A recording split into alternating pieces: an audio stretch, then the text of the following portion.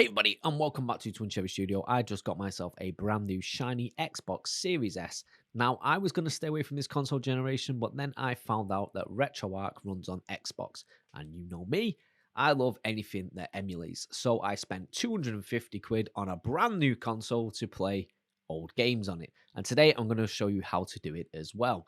Turning this fantastic small machine into an emulation paradise. We're talking GameCube, PlayStation 2, PS1, N64, SNES, and a whole bunch of other consoles, all playable on the Xbox. I'll be testing it out this week. I'm posting my results on this channel, so if you haven't already, subscribe to the channel to stay in the loop. So you're going to need a few things for this one. The first one is obviously an Xbox Series S or an Xbox Series X. That's a given the name of this video. If you've not got one of those, then what are you even doing here? Second one is you're going to need a computer of some sort.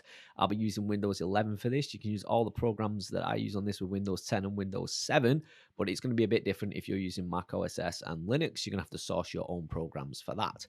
Third thing we're going to need is an NFTs formatted USB drive. That's where we're going to keep all our games and we're going to use to transfer our BIOS and things like that. And the last thing you're going to need is $20 for the dev mode. That's £12 if you're in the UK. Now, there is a retail mode version of this that is free, but when you install it, it does break the Xbox TOS, and I haven't heard of anyone being banned for using it yet. I mean, are they going to clamp down on it? Probably not, but that's something I'm not going to risk on my brand new console that I just spent 250 quid from. I'm going to be testing it on an Xbox One using a different account at some point, but I'm not going to risk it on this console. So if you're interested in that, and I'll show you how to do it on Xbox One, which is pretty much the same process for Xbox Series X, so stay tuned and subscribe to stay notified for that. Now that all that is out of the way and you've got everything you need, hit the like button, hit the subscribe button, and let's just dive into it, shall we?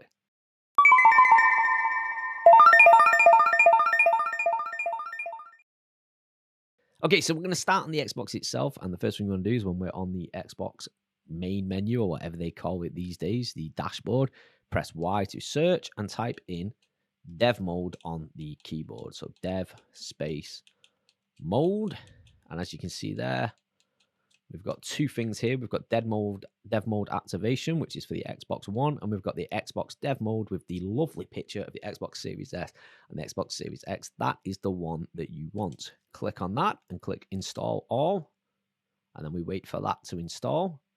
Okay, so once that's installed, click it to open it. It's going to open the dev kit activation.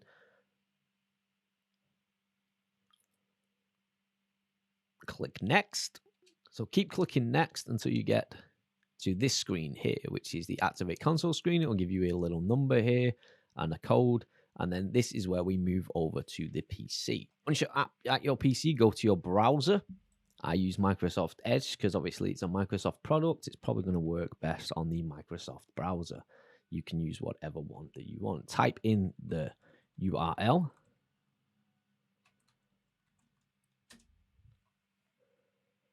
Sign in with your Xbox account, and it'll bring you to this Microsoft Partner Center. All you're going to do is scroll down and find the developer programs here, and when it says Windows and Xbox, click Get Started. Then it'll bring you to this page, and you're going to want to click Sign Up Now. Like I said, this is going to cost you $20 to do. So first, select your country and region. I'm going to select the United Kingdom because that's where I am. And then, as you can see, account type, we want individual, because we're there. And then you're going to want to fill in all of this information here and click next when you do. Okay, so one thing I noticed there is that it didn't actually cost me £12. It cost £14.40 because of VAT after that. So you are going to have to factor in sales tax and things like that when you're making this account. So once that's been done, go back to the Xbox. The code will have expired if you've taken too long. So you're going to want to get yourself a new code. Go back to the aka.ms/activate Xbox. Link will be in the description down below for that, or you can just type it in yourself and you'll come up to this page which will say manage Xbox devices, and obviously we're going to need to add one here. So we go to the actions bit here, click the plus sign and click enter activation code and type in the code there. So I'll put it in PLXVSW, click submit. And that's then going to add your Xbox. Go back to the Xbox and it'll start activating there.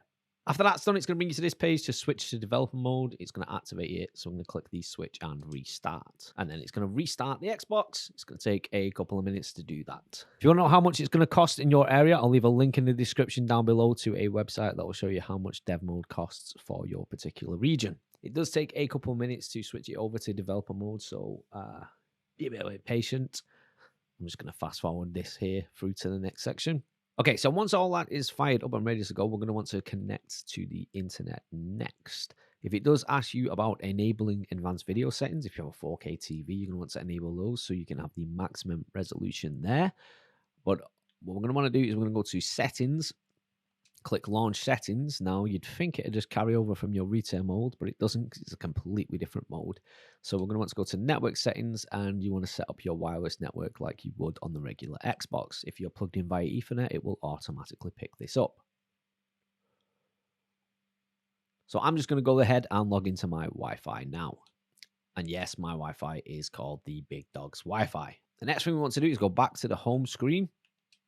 And we're going to set up remote access. Remote access is in the bottom right corner here. Go to remote access settings. Now this is what we're going to be using to transfer the files over to our Xbox.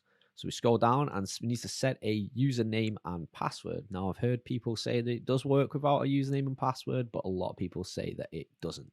So we're just going to set it up anyway. So we'll start with a name. For the username, we'll just go with Xbox, and you can set this to whatever you want. And for password, I'll just do the classic router one of admin1.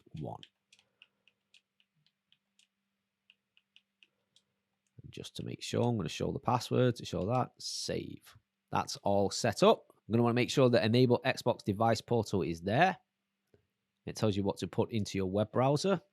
So once you've set all that username and password, click close. And then what we need to do is we need to go to our browser back on the computer, and we need to download the files that we need to get RetroArch up and running. Now, if you go to twincherrystudio.com, the link will be in the description down below for this particular page. I've listed everything there, and I'm going to leave some of the links in the description of this video. The first thing we need is RetroArch. So if you go to the RetroArch download page and scroll all the way down, we need to find the Xbox version, Xbox Series 1 version. And we're going to want to download this, the first file there. Save that, and then we're going to want to click the Visual Studio Runtime Libraries because we need that as well. So click that, save that file. We've got both files there. The next thing we're going to need is Durango FTTP. So we'll open that link in a new pad there. And then we want Durango FTTP release 1.1. We're going to click on that and save that file there. And then we're also going to need safe exit so that we can get back to retail mode as quick as possible. So click on the link there. That's going to be in the Google Drive that I've set up. Click download, save that file.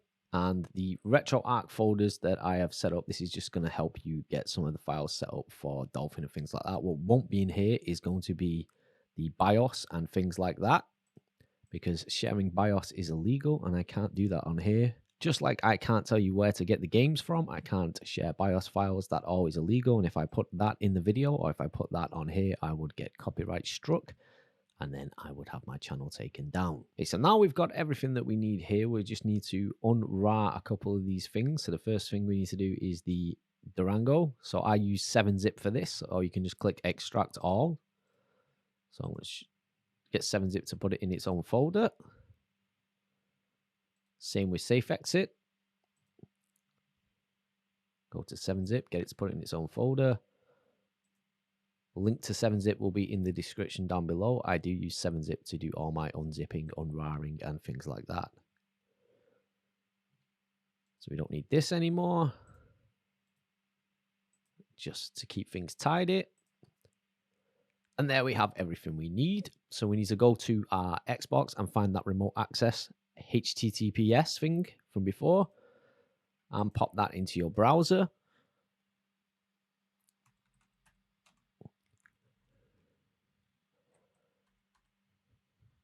So you typically do have more success with Microsoft Edge, with it being obviously a Microsoft browser.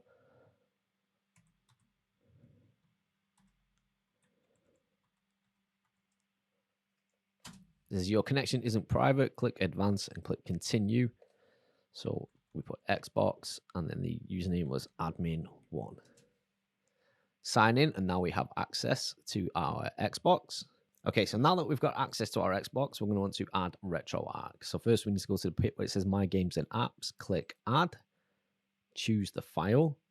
We'll go to the download section and we want the RetroArch SVC29UPI, that one. I'm going to double click that. Click next, and then it's going to ask for the dependencies. Choose any necessary dependencies, and this is where we put in the Microsoft VC libs file that we got before. Click on that, and then click Start, and we wait for that to install. Once that's installed, click Done. Next, we're going to want to install Durango FTTP, so we click Add, click Choose File, and then we go to the Durango FTTP Release 1.1 folder. Click on that, Universal FTTP Server, and then we want this, Universal FTTP Server underscore 1.4.4.0 underscore x64 app bundle. Double click that, and then click Next, and next it's going to ask us for the dependencies. So we click Choose File again. There's this folder in here called Dependencies. Click on that, and we want the x64 version, so we're going to be clicking on the x64 folder. Double click on that, and now we need to add each one of these individually. So we click that. So we added the first one. Add the second one. Now, if these don't add, if it comes up and these do not apply here, so when you when you do this step and you click to add the file and it does not appear here, do not worry about it. Refresh the page and try again. It will work eventually. Click Start, and that will then install that onto your Xbox. Package successfully registers, much quicker this time. Click Done. Okay, so now we've got Durango FTTP installed. The last thing to install is Safe Exit, so we can get out of our Xbox and back into out of dev mode and back into the retail mode. So we need to go back to the downloads folder and go to Safe Exit.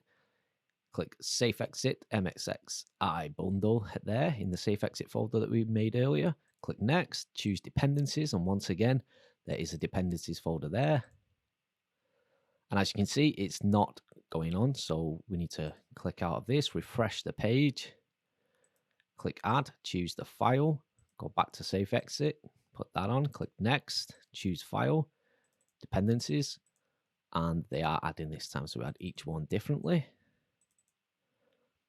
And then Start. After that's all separate, make sure that's installed properly, and then once it's done, click Done.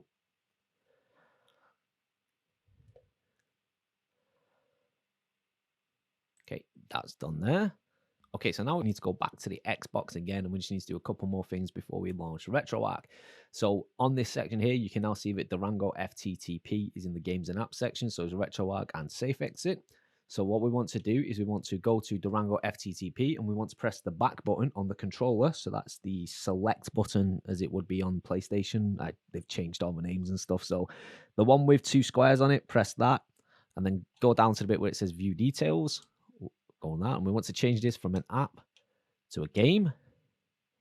Press back, and then same with this one, and just go to View Details, and we change that from an app to a game. Once we've got both of those set, so you can check it again just to make sure, Durango FTTP, that's a game. That's a game. Then we just restart the console. You don't have to do this, but it's just something to make sure that no matter what happens, all these settings are saved. So I'm going to restart it. Restart now. Let me just wait for it to restart. Okay, so now the Xbox has fired back up again. I'm just going to make sure again that that's been changed to a game. There we go. View Details. They're all changed to a game. I'm going to launch RetroArch for the first time. Launch RetroArch. And now it's going to ask me to sign in to the Xbox account that I got the dev mode with. So I'm going to sign in. So once you're signed in, click into RetroArch and it will start up. And then it'll start putting all the files onto the Xbox that we need. Then we need to go to the online updater.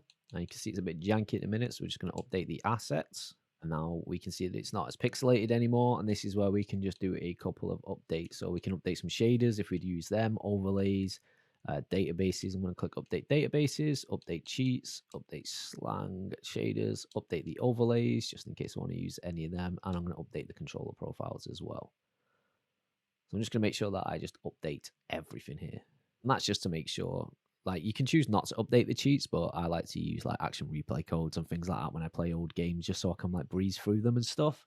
I like to have a lot of fun with the 60 hertz patches and the mods and things like that. So once all that's updated, the next thing we need to do is going to back out of this, and then we back out again, and we'll go to the settings section. Then we go to the synchronization section, and you turn on automatic frame delay. This is going to help with input latency and things like that. And then when you go to the scaling section, you can turn integer scaling on if you want everything to be pixel perfect.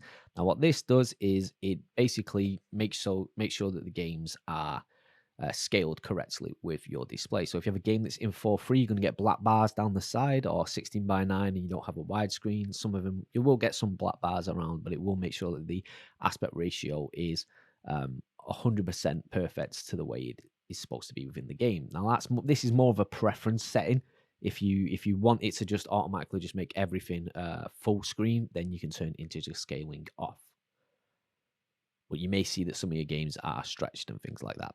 Another option you can choose is bilinear filtering. This is going to add like a blur to soften some of those hard pixel edges on PlayStation 1 games and things like that. I prefer to use it for PlayStation 1 games and stuff. It does make it look smoother. But again, this is a preference type of thing as well. It is going to make your PlayStation 1 games look a lot smoother on a bigger screen. And we're going to go down to the input section because we need to set up a hotkey for the menu toggle thing. So we'll scroll down to the bit where it says hotkeys, and then we want menu toggle controller combo. So here there's a bunch of options. So you can have start and select, or you can hold start for 2 seconds. I personally prefer to have the start and select one. It'd be nice if we could just press the Xbox control button, but that's not available yet. So once we've done that, back out of that, and we're going to go all the way down to the user interface. I'm going to turn a couple of things off that are going to break RetroArch as well. So we're going to click the menu item visibility section, and we'll scroll down to the bit where it says explore. So show explore, turn that off. And then also I'm going to turn off show favorites, images, music, because then we're just going to clean up the menu stuff there. So when we go back, you can see at the side, we've got the explore section, images, music on the left-hand side. I want to get rid of all of that. I just want to clean this up and make it so that it just shows the things that I want. And obviously the Explore tab is going to break RetroArch within Xbox Series S, so I've turned that off as well. Okay, so once we've got all that, we can just back out to the section, go back to the main menu, click A, scroll down to configuration file. Now, every time you do something, you're going to want to do this. Every time you change a current configuration, you're going to want to save that configuration file. Otherwise, when you close it, it's just going to load up with the old configuration file and everything's going to have been done for nothing. So click Save Current Configuration, and that's going to save this configuration. And then now we back out of RetroArch. So bring up the Xbox menu, press start, and then quit RetroArch. And then just to make sure that everything has taken place, as you can see on the left-hand side, a lot of things have gone that we don't need anymore. Now we're going to prepare our USB drive. We're going to be using a NTFS 1 terabyte so that we can store all our games and play them off that as well. So first, to check it's an NTFS, we right-click on the drive, go to Format, and then we make sure that it is NTFS and set the name for it. I'm just going to call this one RetroArch and click Start. That will erase all the data that's on it already. So if you do have anything on there that you need, back that up. So once you've got that drive ready, it's now time to copy all the games that you're going to be playing over on there. Once again, I'm not going to tell you where to get the games from because that'd be illegal, but I have my files set up and I'm going to show you now. I'm just going to copy them all over and then show you them. I've copied all my games and stuff over to there, all my ISO files and things like that, and we're ready to go. So once we've got all our games added to our drive here, we need to do another step. We need to right click on the drive itself, go to this PC, right click, go to properties, then security, click advanced. Then once we're in the advanced security settings for the drive, we click add. So then we want to click select a printable, click advanced, click find now in this right corner here. We're looking for the one, and we're looking for the one that says all application packages. Click OK.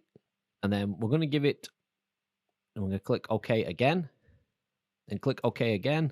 And then what we're going to do is we're going to give it full control, And we're going to make sure that it says this folder, subfolders, and files as well. Then click OK again.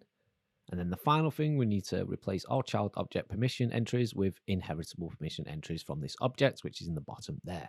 Once that's all set up, click apply. It's going to come up with this will replace explicitly defined permissions on all descendants of this object with inheritable permissions from RetroArch. Do you want to continue? Yes, we do.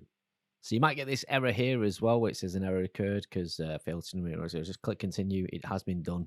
Once all that's been done, we are ready. Once that has been done, we have successfully set up our RetroArch drive. Okay, so the next thing we need to do, we're nearly there. We just need to figure out where we need to add our BIOS files and things like that. I can't show you where to get the BIOS files, and I cannot give you the BIOS files because distribution of them is illegal. So I'm not going to show that here, but you can easily source them yourself. So we need to open Durango FTP. Now, once that's opened, you're going to see that at the bottom, we've got a couple of addresses. We've got Xbox, Xbox.local, and then a couple of IP addresses and things like that that I've covered up. And you can also see that we have 30 gigabytes free for dev mode, which is what we're going to be using for the RetroArch. Now, because we're playing the games from the USB, we don't need to expand that storage. You can expand that storage, and I'm going to show you how to do that a little bit later on when we start adding PlayStation 1 games, because some PlayStation 1 games will only run from the SSD, the ones that are .bin and .q files. You just keep allow anonymous on there, and we're just going to click start, and that's going to start our FTTP server. After we've done that, we need to go back to the computer. On the computer, you can see the Xbox RA files, the file that's in my Google Drive that I got before from my website, twincherrystudio.com. Okay, so to transfer these over to the Xbox, once we've got Durango FTTP open and it is running, we go to Windows Explorer, and then in the top bit here, we type in FTP, and then we put a colon, and we put // and then Xbox in capital letters, and that will bring us to our Xbox. Then we go to local folder. Okay, so when you go to local data, you'll see these files. Now, these files might not be here. If they're not here, do not worry. There are a couple of things you can do that can fix this. I don't know what exactly fixed it, but I've just spent the better part of an hour trying to figure this out. So I'll let you know what I did. So the first thing I did was on this dev on the Xbox, I pressed the start button. Went to manage dev storage. I gave myself 20 gigabytes, clicked save, and it restarted the Xbox with 20 gigabytes on dev storage. It originally gives you 5 gigabytes. But when I came back, these files still weren't here. So I launched RetroArch. I loaded the content, went to load content, went to E, went to games, and then I went to PlayStation 1, and I just launched any game. Like, you can launch any game here. So I launched Tenchu Birth of Assassins with PCSX rearmed, because DuckStation won't work unless it's from the internal storage, which is another reason I expanded the dev storage as well, so I could put games on there, put the PlayStation games on there. Once that fires up, I went to the options, I went to the memory card, and I clicked save. Created a new save, so that then saved something onto the file, onto local storage. I then pressed start. I then pressed the hotkey, start and select, like I did before. And then I went down to the options setting here, manage core options, and I saved a game's options file. Again, creating something and saving something onto it. After all that was finished, I went back out, quit RetroArch. I played the game for a bit as well, so I don't know if that helps. If you play the game for a bit, or if you leave RetroArch running for a certain amount of time, that might give it enough time to make these files. But overall, once I came back to FTTP, all these folders were here that I needed. I need to go back to Durango, turn Durango FTTP back on, refresh so we can get access again. Go to local state, then go to the system folder, and this is where we're going to drag all of these folders in. Now we can add our PlayStation 2 BIOS, our PSP BIOS, and our GameCube BIOS into this as well. Like I said, you're going to have to source those yourself. Okay, so once all that's copied over, you can go back out of it, launch RetroArch again. So I'll go into load content, go to the E, click games, and then I'll choose a GameCube game. Just because it's easy, I'll just put Super Smash Bros. Melee. And there you go. This is how long it takes to load up from the hard drive. You can also load these games up from your SSD. And I'm going to show you how to do that in a second. So there we go. We create the memory card slot. And I'm going to go through each core individually to get you the best setup for each core as well, for the GameCube, the PS2, PS1, and things like that. Show you what is the best way to get your games looking good. So we go Super Smash Bros. Melee running. And like I said, I'm going to go through all the individual cores and games and things like that in the future. So stay tuned, stay subscribed to the channel for that. If you want to run games from your SSD, well, the first thing you want to do is to expand that dev storage once again by pressing the start button, the menu button, going down manage dev storage and giving yourself a little bit more storage there. And then in Durango FTTP, get that back up and running. Then you want to go to the D drive on the FTTP folder. Go to developmental files, go to Windows apps, and then you need to find the RetroArch folder, which has the x64, this one here, which has all the cores, the assets, and things like that. We're going to make a new folder. So new folder, call it games, call it whatever you want really, but we're going to call it games. And then you're going to want to copy whatever games you want into there. So for the sake of this, I'm just going to copy in a PlayStation 1 game. So I'll go with Siphon Filter here. That's going to take a bit of while to come over. This is why I like to use the USB, because it's going to take a lot. It's going to be a lot easier to transfer over to a USB drive than it is over FTTP, because it's going to take a long time. It'll only go as fast as your Wi-Fi or Ethernet cables will allow it. If you're transferring a lot of games, it's going to take a long time to do. So once that's copied over, let's go back to the Xbox, launch up RetroPie. And we just click load content, down to the D drive, developmental files, Windows apps, and then we find our x64, go to the bit where it says games, and then we can choose Siphon Filter, and we'll just load that up using PCSX, rearmed again. There's no BIOS file, we need to add the BIOS files for better compatibility. So I'll see myself. And there we go, it's loaded from the SSD as well. So there it is, RetroArch running on the Xbox Series S and Series X. That's how you install it. If this video does help you, then help me out by hitting that like button. If you want to see more videos around this emulator, I'm going to be doing setups for all the different cores and things like that over the next couple of days as well. So stay tuned for that. Hit that subscribe button so you don't miss any of them. Hit the bell to stay notified. I know that bell can be really, I upload a lot of stuff to this channel, so that bell can be really annoying. So I do understand if you don't hit the bell, but subscribing, hitting the like button, leaving a comment down below really does help me and this channel grow. I know it's been a very long install here. It took me a while to get through all of this, but I'm very happy with my purchase right now, because now I can play as many retro games as I want on this tiny little Xbox Series S machine. Like I said, there's also a way to do this in retail mode, and you don't need the developer mode, but it does break Xbox TOS, so I'm going to be doing that on my Xbox One on a completely different account, and I'm also going to be looking at how to get the dev mode onto the Xbox One as well. I've got 2 Xbox Ones to test that with, so I'm going to be doing that in the future, so stay tuned for that. Like, comment, subscribe, all that jazz. I've said all that before. Remember, don't do anything I wouldn't do.